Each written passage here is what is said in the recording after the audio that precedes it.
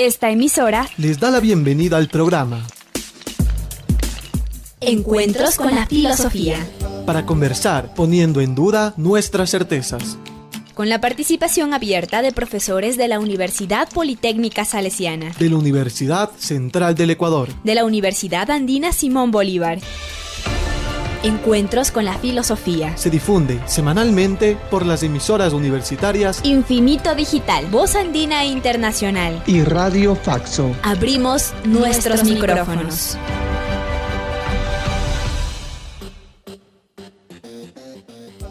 Bienvenidos y bienvenidas al programa semanal Encuentros con las Filosofías. Les saluda Edison Aguilar Santa Cruz. Esta semana nos encontramos en la serie temática Dialéctica. Recordemos que una serie temática tiene el propósito de acercarnos a temas filosóficos poco conocidos o ignorados para propiciar diálogos con otros saberes, sentimientos, conocimientos y otros territorios de pensamiento. Saludo a Tito Chela en la cabina de Radio Voz Andina Internacional. Agradezco y saludo cálidamente al invitado de esta semana, Carlos Rojas Reyes. Él es un estudioso del pensamiento marxista, especialmente en la reconstrucción de la dialéctica de El Capital. Se ha enfocado en repensar la conciencia de clase desde una perspectiva contemporánea y simultáneamente estudia estética y ontología del pensamiento andino. Doctor en Estudios Culturales Latinoamericanos, ex docente de Filosofía en la Universidad de Cuenca y en la Universidad de la SUAY. Sus publicaciones: Introducción al Pensamiento Marxista, Tiempo, Sujetos y Conciencia, 3 volúmenes de Estéticas Caníbales, Ontología Amerindia. Esta semana, Carlos Rojas presenta a modo de introducción el capítulo 1 de la serie Marx y la dialéctica. Bienvenido, Carlos. Buenos días.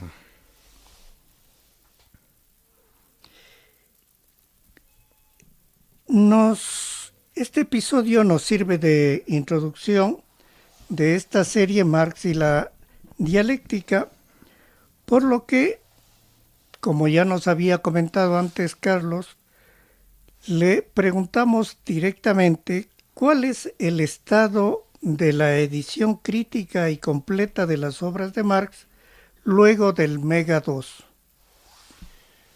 Bueno, en esta parte de este seminario extenso sobre la dialéctica, vamos a entrar a Marx directamente, al análisis y al estudio de Marx, que es importante.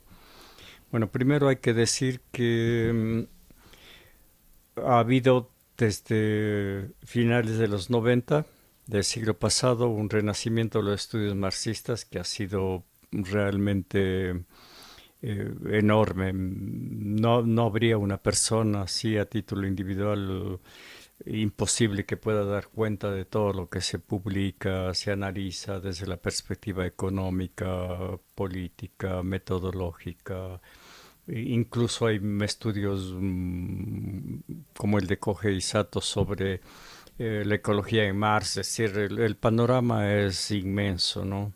Es un poco contradictorio porque hay una debilidad muy grande en lo que ha sido la izquierda marxista y revolucionaria. Sin embargo, los estudios de Marx, sobre todo en Japón, Europa y Estados Unidos, son muy importantes. Desgraciadamente en América Latina el panorama no es el mismo. Respecto al tema que nos ocupa, que es este de las obras de Marx, digamos, hubo la primera gran tentativa, incompleta, pero bastante, casi completa, dijéramos, de la primera edición de las obras completas de Marx y Engels, que se conoce con el nombre de Mega 1, digamos que fue publicada en Rusia pocos años después de la Revolución Rusa, Riazanov empezó la tarea y llegó a publicar como 50 tomos. Desgraciadamente fue fusilado por Stalin porque Stalin pensaba que una edición crítica de Marx y Engels, tal como lo presentaba Riazanov, atentaba contra el poder de la burocracia. En 1938 fue fusilado, desgraciadamente, Riazanov. Y luego vino, claro, siguió el intento de publicarse digamos, hubo una década entera que no se hizo nada.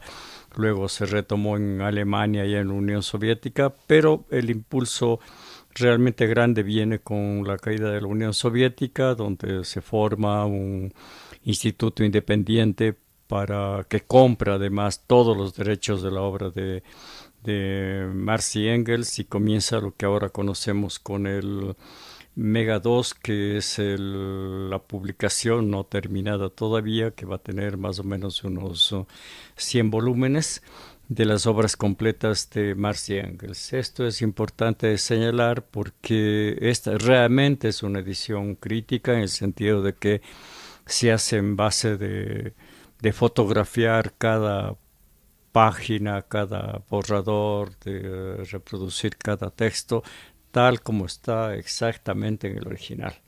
Entonces esto es importante. Tenemos un instrumento allí valiosísimo.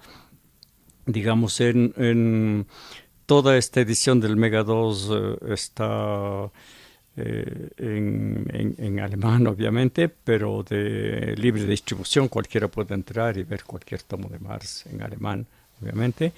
Y luego ha habido muchas traducciones, sobre todo al inglés, al francés, al italiano. Digamos, se traduce muchísimo a Marx en español, ¿no? Otra vez nosotros tenemos nos hemos quedado retrasados con eso. Pero yendo al tema del Capital de Marx, que me interesa señalar, en este momento nosotros tenemos no solo la publicación de los 3 tomos del Capital y de las ediciones, digamos, de la primera edición de 1867, de la de 1972, hasta llegar a la de 1892, que es la tercera y cuarta, publicada por Engels, y luego tenemos digamos, lo importante en esto, además de todas estas ediciones, es que tenemos la publicación de todos los manuscritos, que son miles de páginas. Por ejemplo, los manuscritos preparatorios del primer tomo del Capital, que van de 1863 a 1867, donde publica el primer tomo, y luego tenemos los manuscritos de 1873, y luego tenemos 8 cuadernos. En fin, sería larguísimo enumerar todo el material que está allí. Alguna de esas cosas está en español, como los 3 tomos de la teoría de la plusvalía, o, si tú quieres, los elementos fundamentales para la crítica de la economía política, o Grundrisse, que fueron publicados ya hace rato en español. Entonces se tiene ahora, y claro, los investigadores y el análisis puede ser extremadamente minucioso. Por ejemplo, se puede ver cómo Engels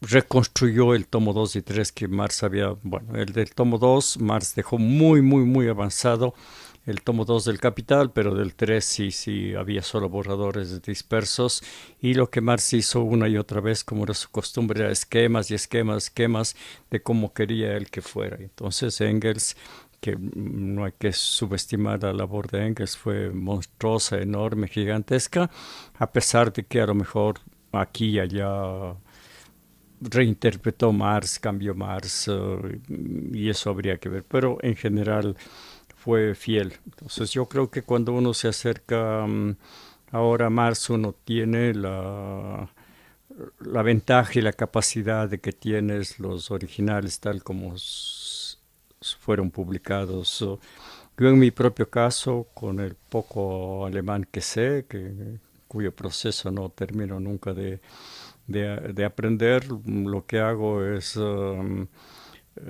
confrontar este término o este otro término para cuando tengo dudas o cuando hay dudas conceptuales que son muy grandes. Por ejemplo, hay momentos en que Escarón dice el capital en general, pero Marx está hablando en un lugar concreto y dice el capital en cuanto universal. Pero claro, el término universal y el término general son bastante diferentes, porque hay un capítulo entero del capital en general. Entonces yo creo que en este momento tenemos instrumentos valiosos, estudios filológicos profundos de la obra de Marx, traducciones muy valiosas. Acaba de salir 2 traducciones, la una al inglés de Paul Reiter y la edición italiana de Fineschi y Sgrop y otras personas que hicieron la traducción al italiano. O sea, este es el estado que tenemos ahora de las traducciones y de la edición crítica de las obras de Marx y Engels. Precisamente hablando de traducciones, ya lo has mencionado, ¿por qué utilizar la traducción de Pedro Escarón de El Capital? Bueno, esta traducción, que ya es una vieja traducción de 1975, que digamos que no fue, ya falleció pronto luego de eso, y no ha sido ni revisada ni corregido. Sin embargo, la traducción de Escarón es una de las traducciones a cualquier idioma de las mejores, de las más fieles, de las más correctas que uno puede tener. O sea, digamos, la tarea de Pedro Escarón, un marxista uruguayo muy importante, tradujo las Grundrisse, la teoría de la plusvalía, tradujo los 3 tomos del Capital, es enorme. Nosotros tenemos esa circunstancia un poco trágica en realidad que se dio en América Latina, que la traducción de Wenceslao Roses, que es la que se utilizaba estándar en las universidades, hay estudios que muestran con claridad que tenía más de 500 errores, es decir, Wenceslao Roses permitía, digamos, esta palabra era muy compleja, en Marx cambiémosla, no, este pedazo está incomprensible, quitémosle. Entonces, claro, por ejemplo, la edición de Wenceslao no es completa, hay partes que él quitó porque pensaba que eran incomprensibles. Entonces, bueno, quitemos porque la gente se va a confundir. Y esto no parece tan en el ideario un poco que se tenía. Esto dice el materialismo histórico, pero Marx parece estar haciendo algo opuesto aquí. No, entonces, no, eliminemos. Entonces, claro, nuestros estudiantes y todo pasaron por Wenceslao Roses y la batalla por hacer que trabajáramos sobre Pedro Escarón ha sido bien difícil. Aún ahora he visto comentarios, ¿no? Dice, sí, es cierto que Wenceslao Roses cometió muchos errores, pero bueno, en fin, es una obra difícil y él permite que nos acerquemos a esa obra. Digamos, hace falta en castellano, y yo creo que lo que hace falta en español es una actualización a la luz de los estudios filológicos contemporáneos de la traducción de Escarón. Yo creo que hay que corregir aquí puntualmente. Sobre todo un punto que hay que corregir en Escarón son los neologismos de Marx, ¿no? Por ejemplo, Marx habla de la forma-valor, pero claro, forma-valor en español se oye raro, ¿no? La forma-valor, la forma-valor de uso, estas cosas. Y entonces Escarón siempre pone forma del valor. Claro. Pero en Marx las dos cosas tienen significados diferentes, que ya esperamos ver en las próximas sesiones. Pero yo creo que salvando las cosas de los neologismos, la traducción de Escarón conserva la frescura del lenguaje de Marx, porque Marx estaba lleno de ironías, lleno de bromas, lleno de giros, lleno de de cosas que apelaban a la religión. Entonces dice, no, la relación en capital y dinero es como la Santísima Trinidad, y entonces va ahí comparando con la Santísima Trinidad, ¿no? Cosas que al rato, por ejemplo, con ese lado dice, ¿pero qué hace Marx aquí jugando con la religión? Quitemos esta comparación.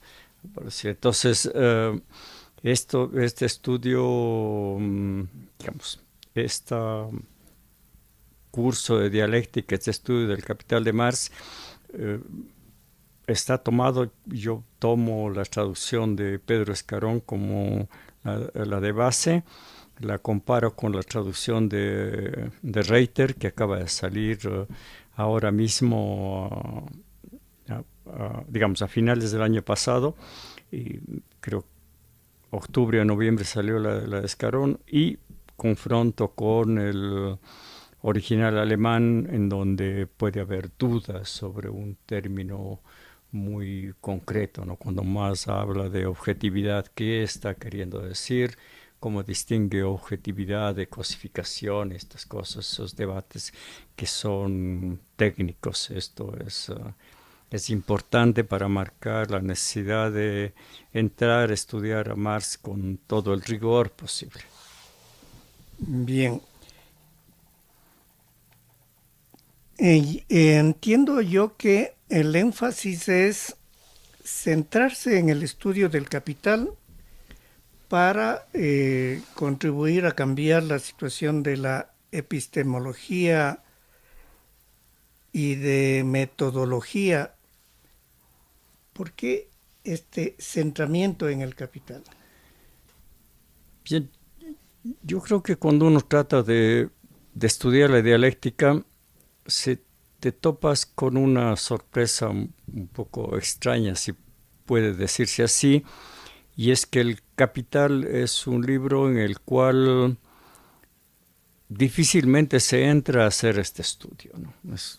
Te topas incluso con investigadores como Tony Negri, que dio un rigor y una profundidad, yo más adelante lo voy a mostrar, es el modelo que sigo para estudiar a Marx, pero él no entra en el Capital, o Jameson no entra en el Capital, o Zizek no entra en el Capital. Entonces tú dices, algo pasa. Entonces, digamos, damos vueltas en torno al Capital y dice, no, yo voy a tomar los manuscritos de 1844, yo voy a tomar los Grundrisse porque allí está fresco, es un Marx fresco, todavía no es un Marx sistemático y tan difícil como estamos. Fineschi mismo, el traductor al italiano, habiendo traducido, él dice, no, en los temas de metodología, entonces nos quedamos con algunos textos metodológicos que no están en el Capital, o están en 2 líneas en el prólogo al Capital, el prólogo a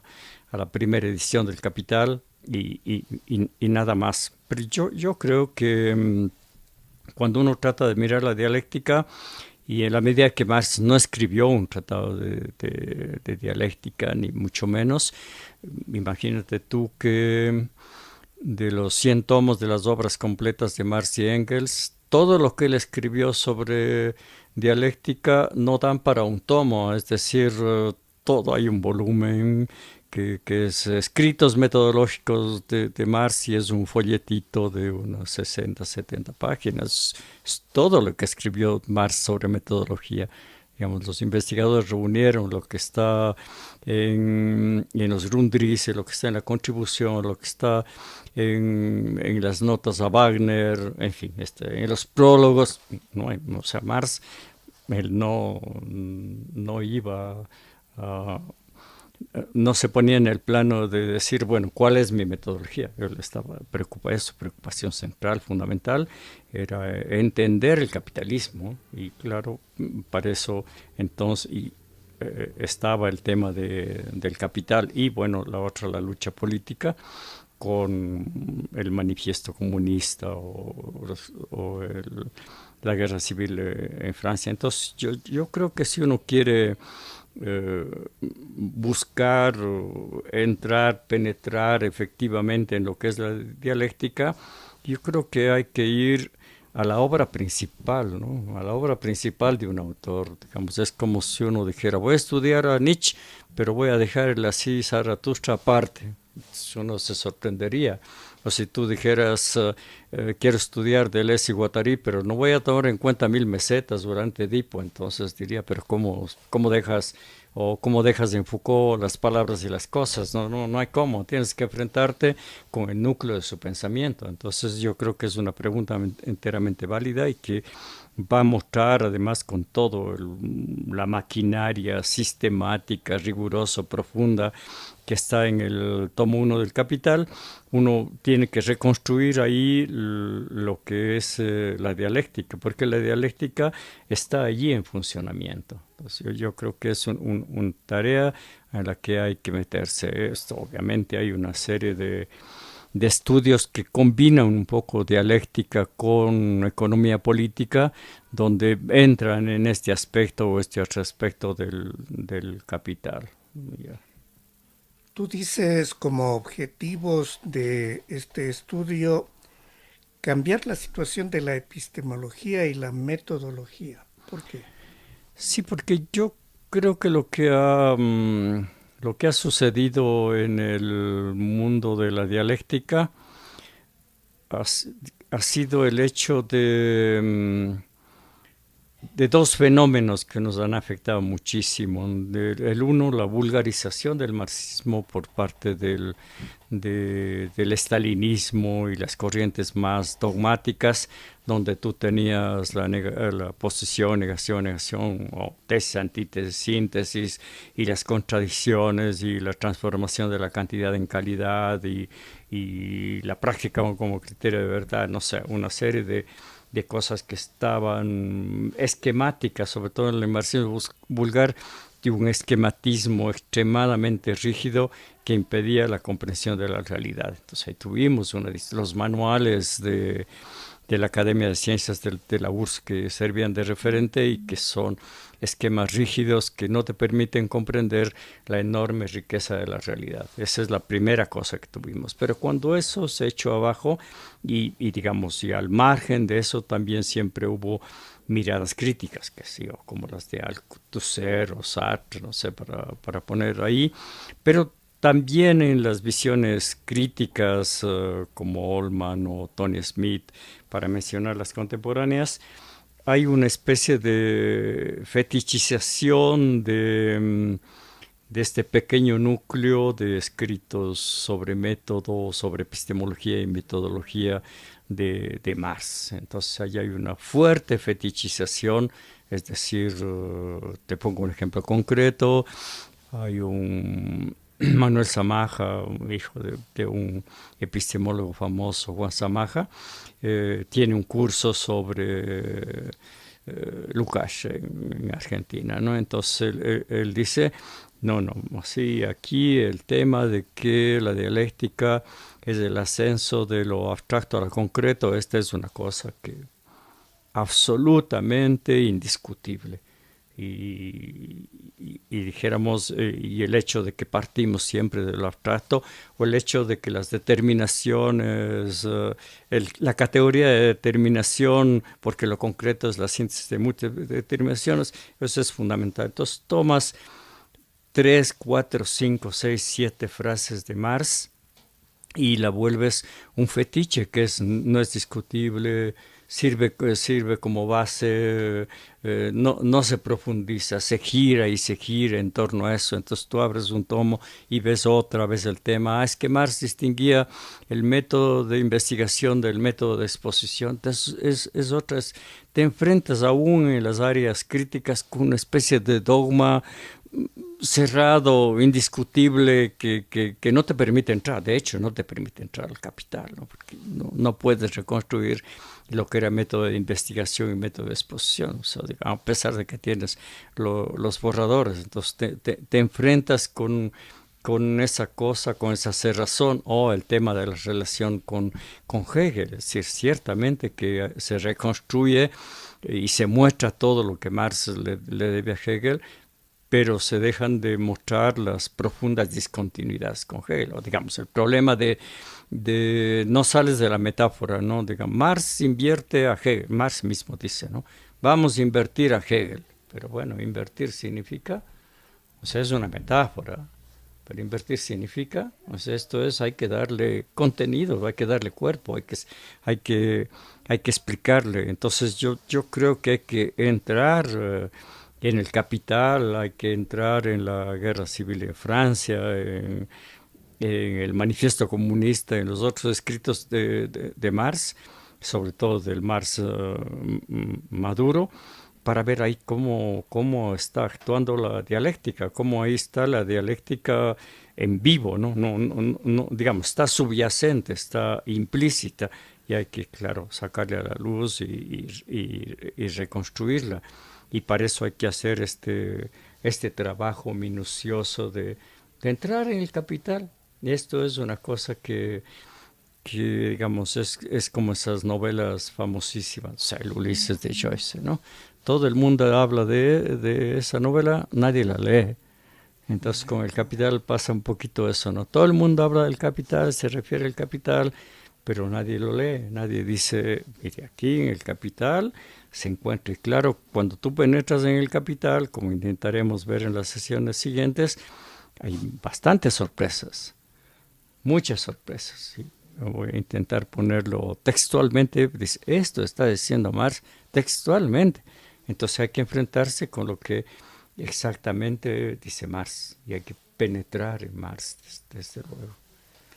Bien, justamente por eso diríamos entonces, si nos comentas en esta introducción a esta serie, ¿cómo se estudia la dialéctica en el Capital? Bien, para poder, como hemos dicho en el punto anterior, Marx, aparte de unos 2 párrafos que están en los prólogos, no menciona la dialéctica dentro del cuerpo del Capital. O sea, no hay indicaciones metodológicas de las cuales tú puedas guiarte. Entonces hay que construir una manera o elaborar una manera de aproximarse al Capital para ir restaurar la dialéctica. Y yo creo, bueno, el primer punto que quisiera decir es que para mí el primer y más importante modelo, aunque sigo otros autores y todo, es el libro de Toni Negri, del primer Toni Negri, me parece el mucho más interesante, muchísimo antes de Multitud, que es un libro además que yo recomiendo muchísimo, que se llama Marx más allá de Marx. Entonces, en este libro de Toni Negri, él se aproxima a los Grundrisse, parte de una hipótesis que yo creo que es equivocada, que allí en los Grundrisse está un Marx mucho más vivo, menos sistemático, más suelto, donde hay no solo economía política, hay montones de cosas políticas directamente y de su visión de la humanidad y todo eso que yo digo también está en el Capital, obviamente. Pero lo que hace Negri es entrar a ver la maquinaria de los Grundrisse y ver cómo ahí hay unos movimientos dialécticos. Entonces dice, miren cómo aquí en estas categorías nosotros podemos ver que el núcleo de Marx es la antagonía. Y del antagonismo, entonces el antagonismo es la categoría fundamental de los Grundrisse. Y solamente de manera derivada y secundaria es la contradicción. Entonces nosotros tenemos que construir un materialismo histórico basado en la noción de antagonía. Y digamos, solamente de manera derivada y secundaria la contradicción, porque lo fundamental es el antagonismo. Y tú vas a ver cómo esa noción en Negri va a ir penetrando luego en los otros textos, digamos, como poder constituyente o imperio o multitud y eso. Pero más allá de esto, bueno, es cierto que la categoría de antagonía es fundamental en los Grundrisse. Yo creo que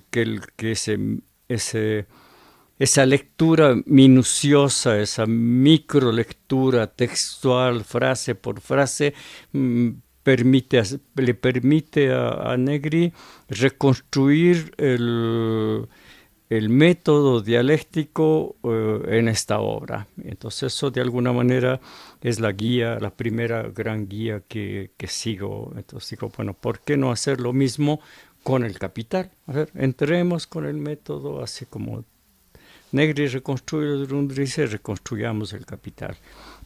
Y entonces para entrar en esta noción, en este estudio del Capital desde la mirada dialéctica, elaboro dos estrategias que me parecen importantes. Una estrategia es una lectura microtextual, dijéramos, que va capítulo por capítulo, no todos los capítulos porque sería interminable de los 3 tomos, pero capítulo por capítulo de los principales capítulos del Capital de Marx, donde uno puede encontrar cómo está funcionando la dialéctica. Claro, por ejemplo, en el capítulo quinto, me parece, si no estoy equivocado, sobre el proceso de trabajo y el proceso de valorización, hay una categoría que es fundamental en los debates del marxismo, que es la categoría de objetivación. Marx construye todo el capítulo sobre la noción de objetivación. Y claro, esto es un debate que objetivación, cosificación, es un debate larguísimo en el marxismo, pero uno puede decir, bueno, entonces, ¿qué entiende Marx por objetivación? Entonces entras, vas línea por línea, texto por texto, palabra por palabra, y allí detrás de los debates de la economía política muestras cómo hay estos niveles de objetivación, que ya veremos luego. Allí introduce el problema de la modalidad y de pronto, por ejemplo, una cosa que es importantísima en este capítulo, ahí se muestra cuál es la real dialéctica entre cantidad y calidad. Claro. Entonces tú dices, Marx está tratando aquí, entonces dice, no, es que el proceso de lo que pasa en el proceso de valorización es que al capital no le importa los aspectos cualitativos de la mercancía, lo que le importa es que sea vendible, y lo que le importa es que valorice el capital. Entonces solo toma en cuenta los aspectos cuantitativos a través del tiempo de trabajo socialmente necesario. Aquí no hay transformación de cantidad en calidad, sino hay el borramiento de la calidad porque se superpone la cantidad. Por ejemplo, entonces eso redefine un dogma, pero ya hasta el cansancio. Tú oías la transformación de la cantidad en calidad y querías, no sé, morirte, desaparecer. Decía, no puedes seguir diciendo lo mismo. Entonces este es el primer acercamiento que tenemos. Y el segundo acercamiento es sobre fuentes secundarias, dijéramos, ¿no? Digamos, un acercamiento micro, pero a ratos hay que mirar. Por ejemplo, es necesario analizar el tomo tercero del Capital y ver cómo funciona ahí la categoría de temporalidad o la categoría de totalidad. Entonces voy a tomar el estudio de Beverly West, que analiza como un todo el capítulo 3, y para ver, Andrés Sáenz de Sicilia dice, vamos a analizar en el Capital la categoría de subsunción, o sea, estudios monográficos sobre el capital que nos permiten desentrañar cuestiones de claves, ¿no? Por ejemplo, Grespan, que es un estudioso, de los mejores estudiosos latinoamericanos, brasileños sobre el capital, que dice, ¿y qué entiende Marx por fetichismo? Y él muestra cómo el fetichismo no solo está en el capítulo tercero, me parece que del Capital, sino que el fetichismo atraviesa todo el Capital, porque el fetichismo no solamente es la parte ideológica con la que conocemos, sino que el fetichismo es parte fundamental del funcionamiento del capital en todos sus niveles, la percepción de la gente. O sea, digamos, Las medidas de Trump le hacen percibir a los empresarios de que va a haber crisis, entonces cae la bolsa. Entonces aquí el factor subjetivo es importantísimo. Entonces, mediante estas dos metodologías, hay con otros elementos técnicos,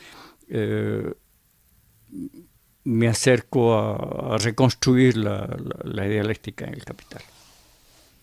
Bien, se nos fue el tiempo. Sí. Concluimos este encuentro semanal con las filosofías, con nuestro agradecimiento a Tito Chela en la cabina de Radio Voz Andina Internacional, al invitado de esta semana, Carlos Rojas Reyes, y a ustedes, Radio Escuchas. Recibimos sus comentarios y sugerencias al correo electrónico encuentrosconlafilosofía@gmail.com. Hasta el próximo Encuentro con las Filosofías. Agradecemos su sintonía a Encuentros con la filosofía. el programa que impulsa el filosofar como acción compartida desde las radios universitarias. Les invitamos a compartir las próximas emisiones de Encuentros con la filosofía por esta emisora.